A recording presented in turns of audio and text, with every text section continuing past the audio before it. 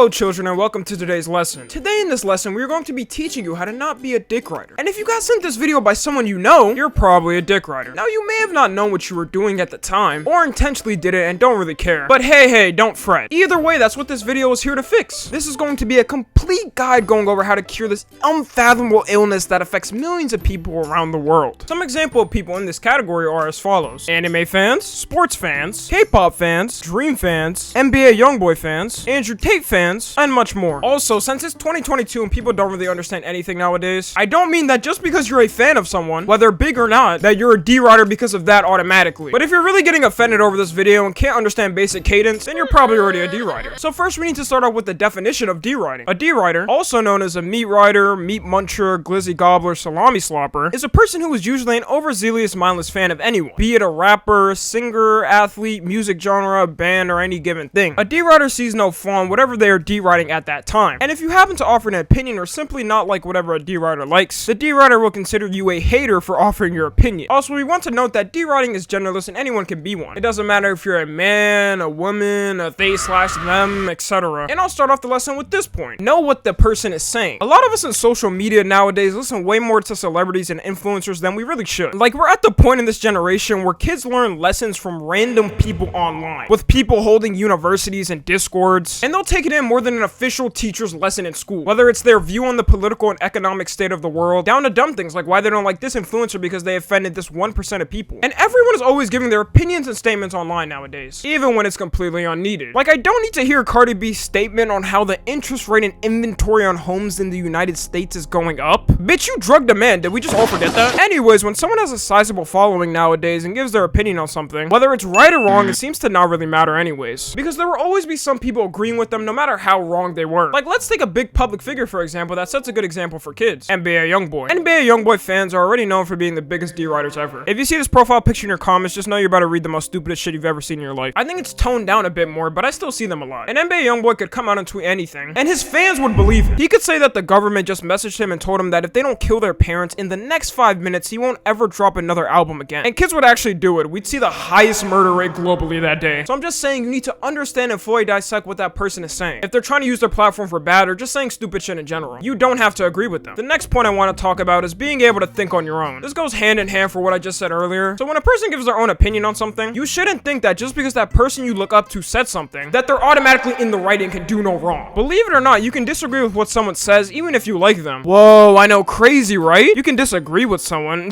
I mean, it just sounds preposterous. I can't disagree with them, I look up to them. How was that possible? I thought they were my friend. But I can tell you right now, it very much is, kids. You can call someone out that you've been a fan of because they did something that everyone agrees was universally wrong. Like, I really wouldn't want people to agree with me if I did something that was 100% wrong. Y'all niggas better call me out if I do something that's completely horrible. I refuse to have a meat riding community because they end up being the worst and most toxic communities on the internet. And for this example, we're gonna use someone like Andrew Tate. The last time I talked about Andrew Tate, one of his meat riders really came in my Instagram comment section talking about they'll pull up to me and spit on my face. Unbeknownst to them, I actually like that. Anyways, most people universally agree that Andrew Tate is not right about everything he says. He'll say something that makes sense to agree with, then throw in after it the most insanely out-of-pocket statement ever. But from time and time again, just like clockwork, I'll always see his fans who just absolutely cannot comprehend that you don't have to agree with everything he says. Like, y'all will deadass look like how Justin Bieber fangirls do in his concerts. Quoted by a wise man: "You're not gonna fuck you, little bro." Just in normal society in general, there are so many people that are like this. Like, I remember when I was in high school, there would always be those kids that really try to suck up to the popular kids. And I was just like, shit, I'd rather get bullied by the popular kids than try to actually fit in with them. And don't get it twisted, my nigga, I was not bullied in high school, but I'm just saying, like, there are kids that I know that try to fit in the popular kids just because they thought they would get bullied if they didn't. Like, nah, it's just discipline in general. You really shouldn't be trying to agree with something someone says just to look good for them. The next point we've got is separating the person from their work. I think this one really needs to be emphasized. When you see someone who's famous get big for doing a certain thing, and no matter how much you love that certain thing they do, doesn't mean behind closed doors that they're always like that. And even just in general. Like, let me use a perfect role model and example for the youth.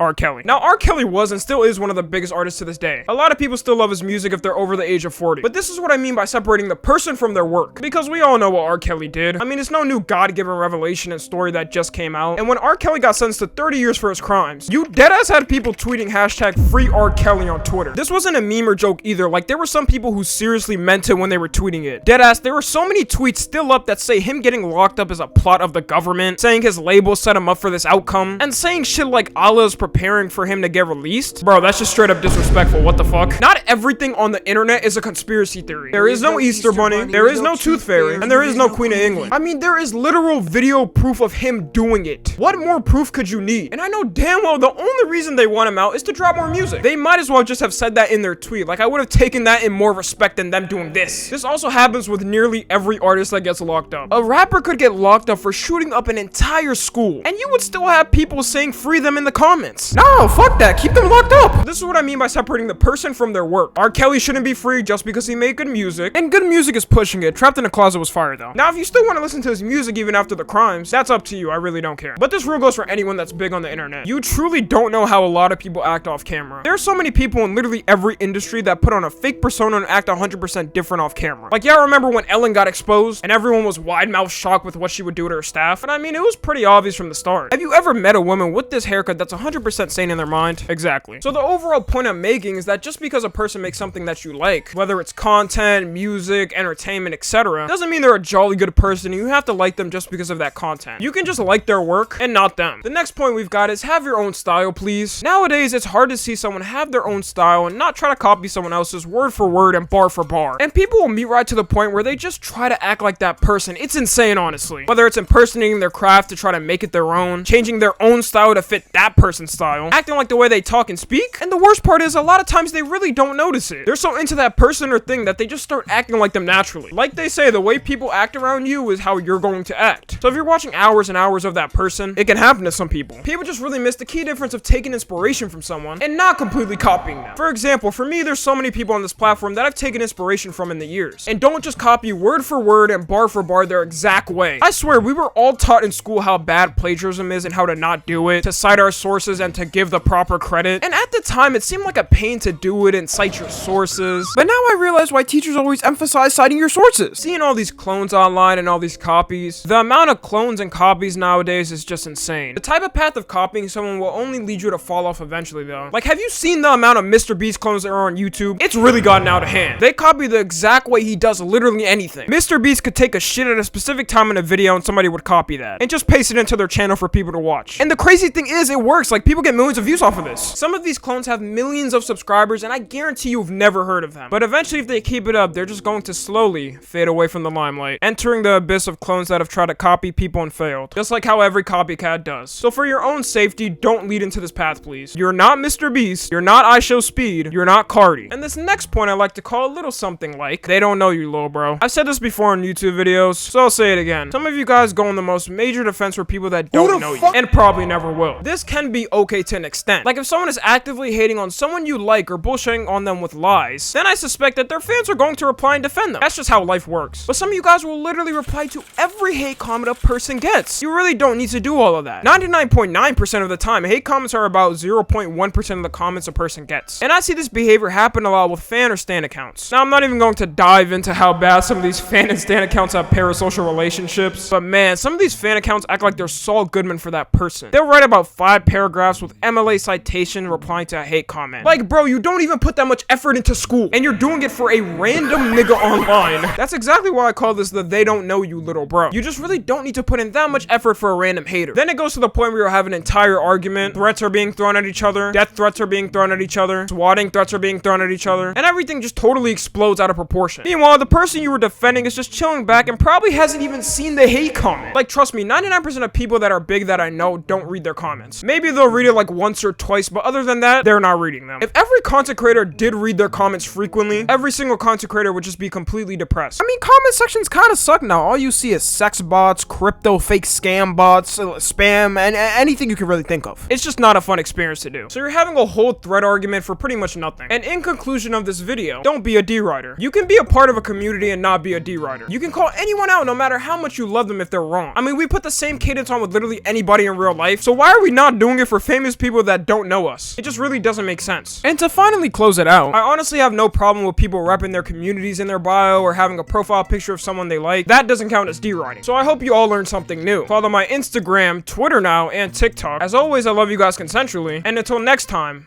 I'm out.